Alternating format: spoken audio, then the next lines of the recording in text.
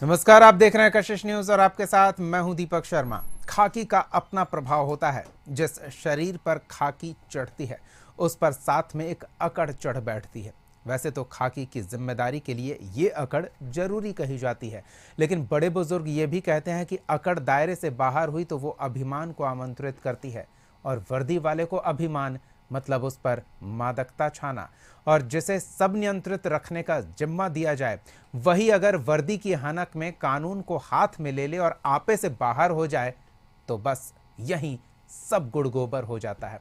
क्योंकि खाकी कोई आम नहीं, एक खास वर्दी है जिसके साथ अनिवार्य रूप से होती है जवाबदेही, सेवा का जज्बा, अपराध नियंत्रण की जिम्मेदारी और कानून का पालन कराने का अधिकार।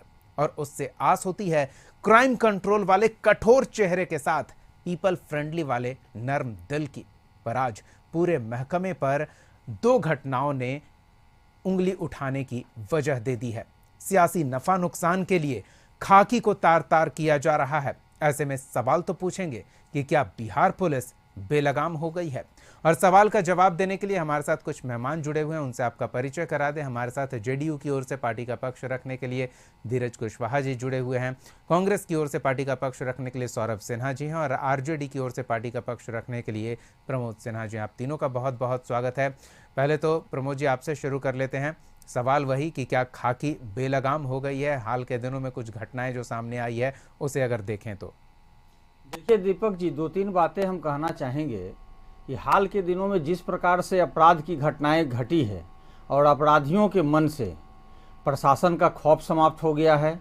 अपराधी अपराध करने के पहले थोड़े मतलब एक क्षण के लिए भी नहीं सोचते हैं कि इसका परिणाम क्या होगा, लेकिन ये सवाल तब उठ जाता है जब प्रशासन का भय पूरी तरह से समाप्त हो जाता है। वहीं आप देखिए जो घटना घटी है अभी, जिसके बारे में अभी जिक्र किया जा रहा है, तो उसमें प्रशासन के भीतर शासन का भय खत्म हो गया, यानी सरकार का भय जो है पूरी तरह से खत्म हो गया है और प्रशासन पूरी तरह से बेलगाम हो चुकी है। ये समझने वाली बात है। वो जो आप जो घटना का जिक्र कर रहे थे, मोहम्मद फिरोज को जिस प्रकार से गाड़ी चेकिंग के समय जो है पकड़ा जाता है और मारा पीटा जाता है, और उसको ले जाकर के फिर थाने पर भी हाजत में बंद करके जिस प्रकार से बर्बरतापूर्व अमानवीय तरीके से मारा पीटा जाता है, ये अपने आप में बतलाने के लिए पर्याप्त है कि प्रशासन वर्दी का रौब जो है वो आम जनता पर दिखाना चाहती है। और उन्होंने कई ऐसे शब्दों का प्रयोग किया है जो वांछित नहीं है। प्रशासन जो है या पुलिस जो है वो जनता का नौकर है, जनता के लिए उनकी नियुक्ति होती है, जनता की सेवा के लिए, जनता के प्रति उनकी जवाबदेही है, जनता के लिए वो रक्षक का कवच बन करके उनको काम करना चाहिए, जबकि वो जनता के लिए भक्षक बने हुए हैं। आम जनता, निरीह जनता को पकड़ करके इस प्रकार से प्रताड़ना करना, इस प्रकार से पीटना पूरी तरह से असंवेदनशील है। और इस पर जो है से जिस प्रकार से सरकार का जो रवैया है, सरकार ने इस पर जो है जिस तरीके से अपना रवैया निभाने का काम किया, वो पूरी तरह से असंवेदनशील है।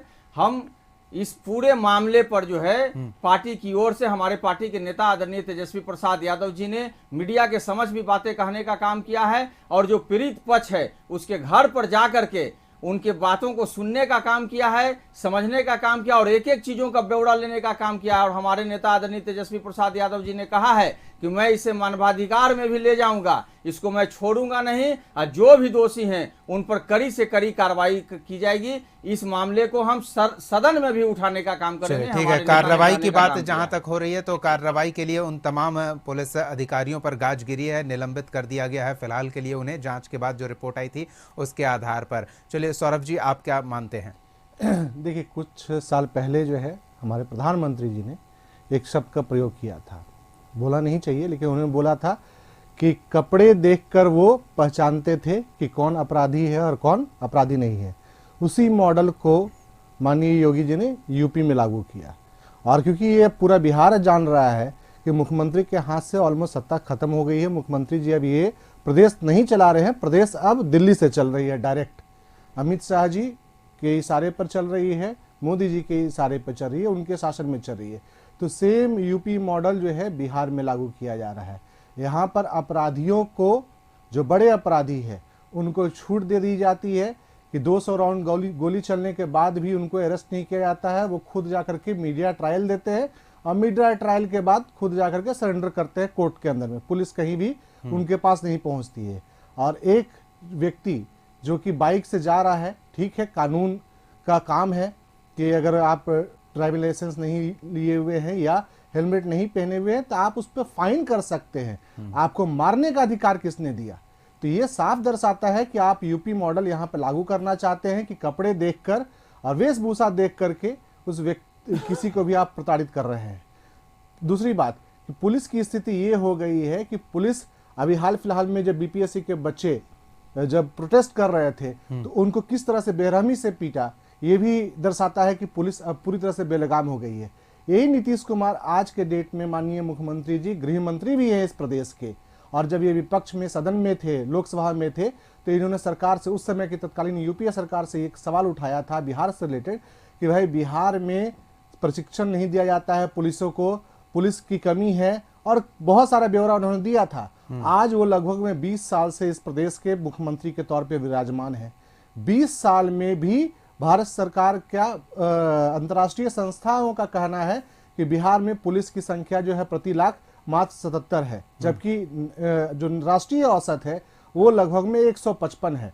तो आप ये बताइए कि आप राष्ट्रीय औसत से भी आधा है। तो पुलिस पर भी एक तरह से अपराधियों का खौफ, उसके अलावा शराब को पकड़ना, और हाल फिलहाल में तो कुछ छपरा से एक ऐसी रिपोर्ट भी आई थी कि थाने के अंदर में ही शराब पिया जा रहा था।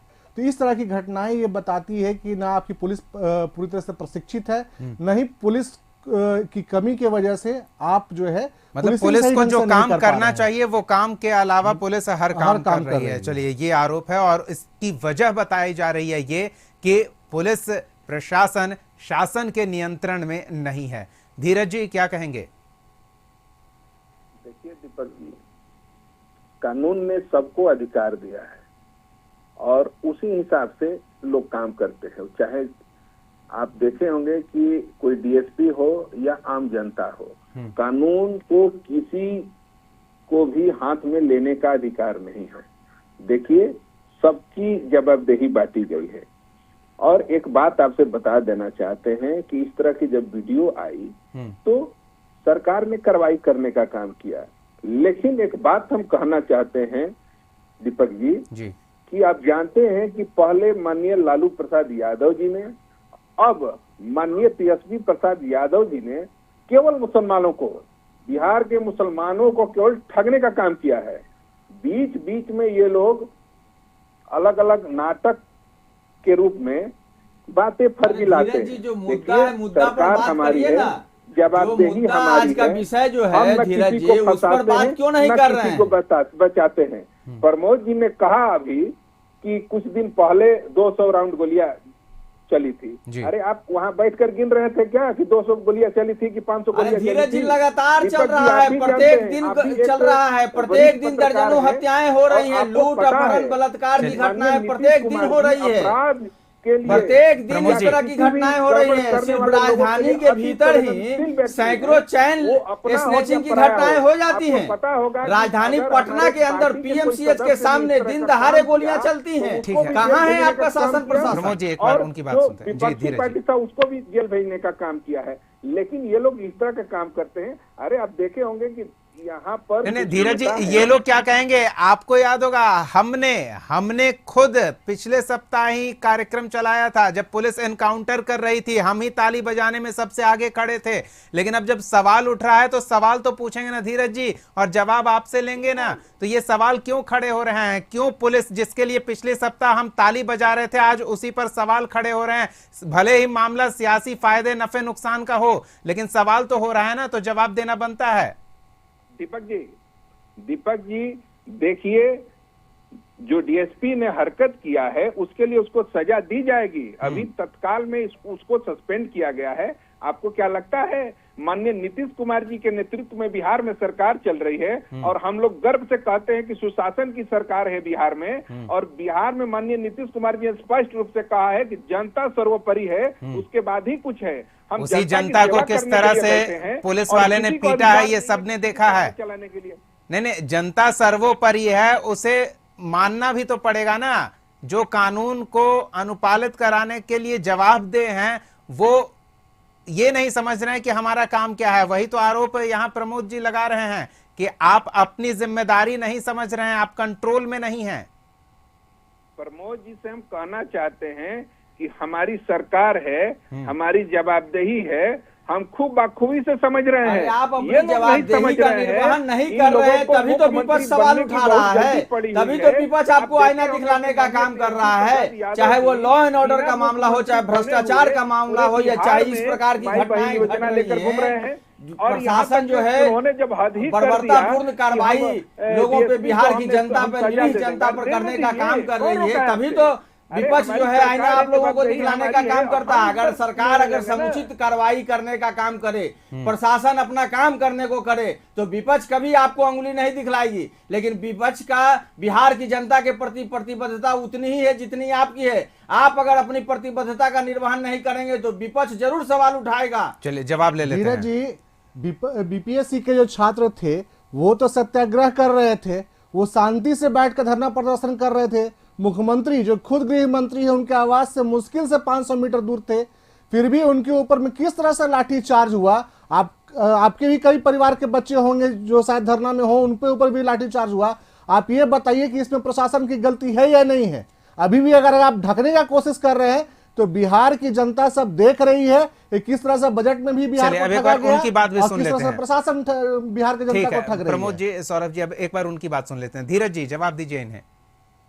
देखिए दीपक जी, जिस तरह से ये लोग इल्जाम क्यों लगाना जानते हैं, विपक्ष का काम होता है कि जो भी गड़बड़ अगर कुछ होती है तो उस बातों पर प्रकाश डालना है, तो ये तो दुश्मनी पूरा नहीं साधना है। फुल लाइट डाल रहे हैं। जानते ये हैं कि जो बीपीएससी के इन्होंने जो बात किया है, तो आप जानते हैं कि वहां पर प्रशासन ने 7-8 घंटों तक लोगों से प्रयास किया। आप जानते हैं कि जो गांधी मैदान का जो एरिया है अति संवेदनशील है। मैं गांधी मैदान की बात नहीं कर रहा हूं, मैं बीपीएससी ऑफिस के बाहर की बात कर रहा हूं। जब बच्चों पर लाठीचार्ज हुआ, सौरभ जी एक सेकंड, राजेंद्र बाबू के मूर्ति के नीचे बच्चों पर लाठीचार्ज हुआ। एक विशेष घटना को लेकर हम इस चर्चा को सीमित ना करें, हम इस चर्चा को उसके दायरे में ही रखते हैं, लेकिन इसे एक और सीमित ना करें। एक घटना को लेकर हम इस चर्चा को जारी रखेंगे। जैसा कि हमने पहले भी कहा कि जब पुलिस अच्छा कर रही थी तो ताली बजाने के लिए सबसे पहले हम सामने थे। एनकाउंटर की बात सामने आ रही थी तो उसमें भी सराहना हो रही थी, पब्लिक भी खड़ी थी। लेकिन अब पब्लिक ही शिकायत कर रही है। आखिर ऐसा क्यों? एक कुछ ही दिनों के अंतराल में ऐसा क्या बदल गया? हम इस चर्चा को जारी रखेंगे। अब बिहार की पुलिस बेलगाम हो गई है, क्योंकि हाल के दिनों में कुछ घटनाओं के बाद इस मामले को लेकर सियासी पारा भी हाई है। आरोप प्रत्यारोप का दौर चल रहा है। सीधे अपने मेहमानों के पास चलेंगे और उनसे ये समझने का प्रयास करेंगे कि पुलिस, प्रमोद जी आपसे हम जानना चाहेंगे कि इस पूरे प्रकरण को सियासी नफा नुकसान के लिए, सामाजिक सौहार्द बिगाड़ने वाला प्रकरण क्यों बनाया जा रहा है? इसे हिंदू मुस्लिम वाला एंगल क्यों दिया जा रहा है? क्योंकि पुलिस का डंडा सोहन मोहन पर भी गिरता है, ये सलीम पर गिरा, ये सिराज पर गिरा, तब क्यों याद आ रही है?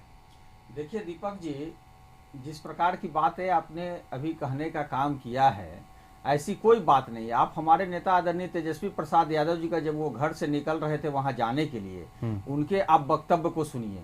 आपके भी चैनल उसमें होंगे, उनके पूरे डिबेट, पूरे बाइट को आप सुनने का काम करिए।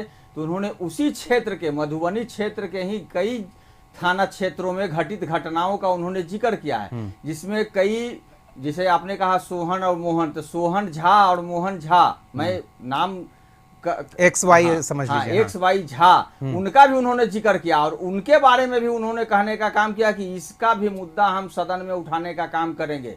हमारी पार्टी, हमारे नेता आदरणीय तेजस्वी प्रसाद यादव जी जब A to Z की बात करते हैं और A to Z की बात करते हैं, उसमें सभी लोग समाहित हैं। बिहार की जनता, कोई भी किसी भी जाति धर्म संप्रदाय की अगर वो जनता है, तो इसका ये मतलब नहीं है कि उस पर आप जो है प्रहार करिएगा।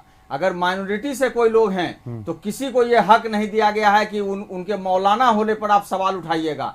अल्पसंख्यक से हैं तो उनको क्या, हम दूसरी दिशा में ना जाए तो बेहतर होगा। लेकिन प्रमोद जी, ये तो है ना कि कभी कभी पुलिस को सख्ती करनी पड़ती है। नहीं, तो सख्ती का आधार आपको दिखलाना पड़ेगा ना, कि हम अगर जा रहे हैं, क्या हम कोई आर्म्स लेकर के जा रहे हैं। अगर वाहन चेकिंग के नाम पर आप जैसे कोई कार्रवाई करते हैं, अगर मेरा ड्राइविंग लाइसेंस अगर मेरे पास नहीं है या कोई और चीज नहीं है तो आप फाइन करिए। चलिए, तो आपका जो आपका डंडा हाथ फाइन में है करें, वो लेकिन हाथ आपने में मारा रहे पीटा और सिर्फ क्यों? डराने अब के इस काम आए, प्रकार डंडा की- चलाने के काम नहीं आए। दीपक जी, इस प्रकार की बर्बरता करना और 25,000 रुपया घूस में लेना, क्योंकि जो पीड़ित पक्ष है उन्होंने कहा कि 25,000 रुपया जब हमसे लिया है तब हमको छोड़ने का काम किया है, इससे बेहद शर्मनाक घटना हो ही नहीं सकती। चलिए सौरभ जी, आपसे भी जानना चाहेंगे, इस तरह के मामले, ऐसा नहीं है कि कोई नई बात हो या पुलिस से जुड़ी कोई पहली शिकायत आई हो, ऐसी बातें होती रहती हैं। आमतौर पर पुलिस के हाथ में डंडा होता है और कभी कभी उन्हें डंडा चलाना भी पड़ता है, तो अब उसे क्या हम इस तरह से सांप्रदायिक एंगल देंगे?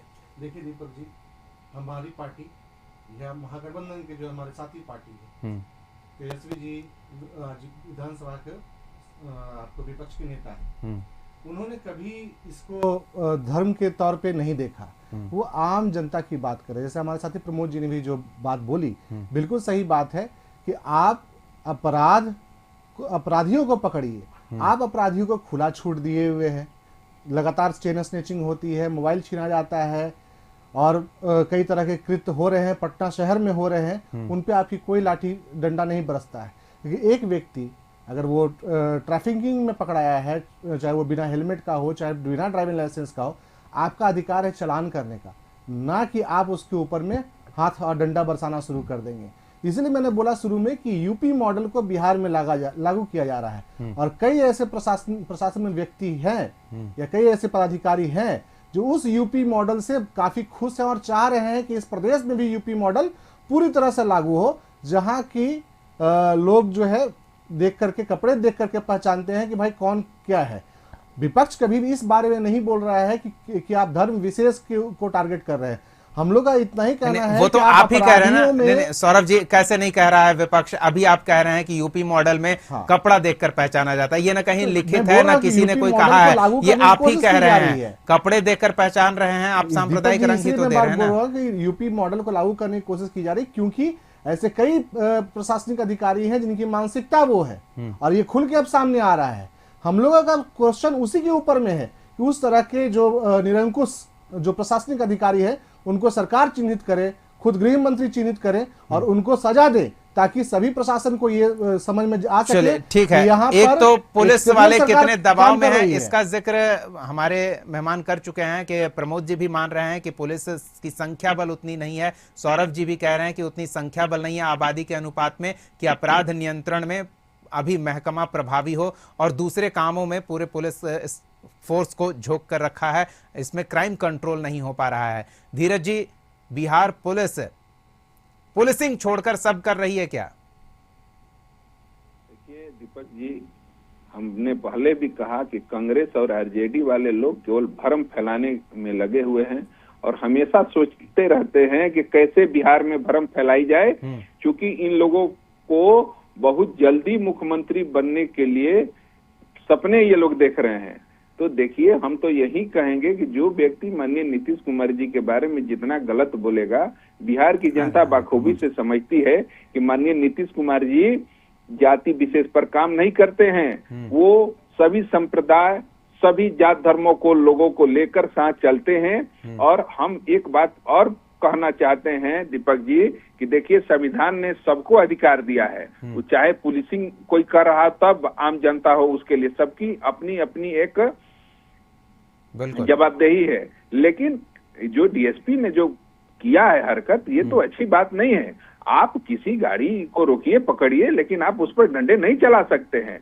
धीरज जी, ये कहने सुनने के लिए अच्छा होता है, लेकिन सड़क पर चलने वाला व्यक्ति ये जानता है कि अगर मैंने शिकायत नहीं की है तो इसका मतलब ये नहीं कि पुलिस ने उस पर डंडे नहीं चलाए होंगे, वो कभी ना कभी पुलिस का डंडा उस पर बजा होगा। देखिए दीपक जी, कहने के लिए बहुत सारे लोग बेवजह इल्जाम लगाते हैं, लेकिन एक एक व्यक्तियों का जवाब देना सरकार का संभव नहीं है। लेकिन हम ये कहते हैं कि देखिए, 19 वर्षों से बिहार में निष्पक्ष रूप से काम चल रही है और जानते हैं कि माननीय नीतीश कुमार जी ने सभी जात धर्मों के लोगों के लिए काम किया है। ये कोई किसी जाति विशेष के लिए नहीं। चलिए, आरजेडी और अच्छी बात है कि सबके लिए काम हो रहा है, लेकिन जब बात आई और पुलिस महकमा अपना नीतीश कुमार का ऐसा है कि वो जल्दी कुछ कहते नहीं है, सिस्टम अपना काम कर रहा है, वो ये सुनिश्चित करने के लिए बैठे हैं। और ये मुख्यमंत्री का काम भी यही होता है कि बोले या ना बोले, लेकिन सिस्टम सही से काम कर रहा है, ये जरूर सुनिश्चित करें। धीरज जी, अगर इस तरह की किसी भी व्यक्ति के साथ कोई वारदात होती है, पुलिस के साथ इस तरह का कोई व्यवहार उसके साथ होता है, तो क्या वो कंप्लेन करने निर्भीक होकर आगे आ सकता है? क्या थाने में जाकर कंप्लेन कर सकता है? आपको लगता है कि एक व्यक्ति में इतनी हिम्मत होगी कि पुलिस के खिलाफ जाकर थाने में कंप्लेन करे? बिल्कुल, यही तो नीतीश कुमार जी की सुशासन की वाली सरकार है।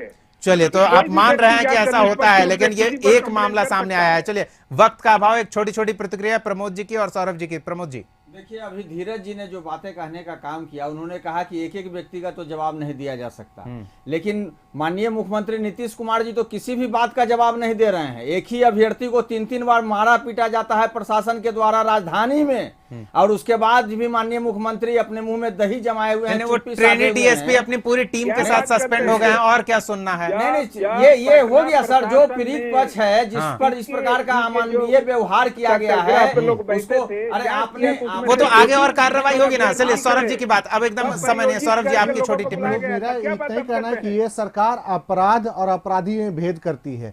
एक अपराधी जो है तड़ातड़ गोली चलाता है और सरेंडर करता है, उसके ऊपर प्रशासन बेलगाम है, प्रशासन कुछ नहीं करता है, छोड़ चुप्पी साधे रहता है, वो कोर्ट में जाकर सरेंडर करता है। एक पुलिस, अभी हाल फिलहाल में सासाराम में भी घटना घटी थी, जहां की उसके मार से एक बच्चे की मौत हो गई, अभी तक उसके ऊपर में कोई कार्रवाई ऐसा विशेष नहीं हुआ। बात करते हैं तो इसलिए साफ स्पष्ट है कि अपराधियों में वो भेद कर रही है। जब फाइल खुलेगी तो इस तरह के कई मामले सामने आएंगे ही, और ये स्वाभाविक सी बात है, क्योंकि पुलिस को उम्मीद की जानी चाहिए कि नारियल की तरह हो, लेकिन पुलिस इतने दबाव में काम करती है कि वो नारियल अंदर से भी सख्त हो जाता है, और इस सख्ती की वजह को दूर किया जाना जरूरी है। मानसिक तौर पर पुलिसकर्मी अगर दबाव मुक्त होकर अपना काम करें, मानसिक तौर पर वो अतिरिक्त दबाव में जो रहते हैं, संख्या बल कम होने के कारण, आबादी अधिक होने के कारण, ओवरटाइम ड्यूटी के कारण, तो इन सब चीज़ों पर अगर ध्यान दिया जाए तो शायद इस तरह की बातें ना हो, ये एक संभावना बनती दिख रही है। लेकिन अगर इस तरह की कोई घटना होती है, उसे सियासी रंग न दिया जाए, ये भी संभावना बनी रहनी चाहिए। बहुत बहुत धन्यवाद धीरज जी, प्रमोद जी और सौरभ जी, अपना समय देने के लिए, इस चर्चा में शामिल होने के लिए। अगले एपिसोड में एक और सवाल के साथ हम फिर मौजूद रहेंगे। तब तक के लिए देखते रहिए कशिश न्यूज़।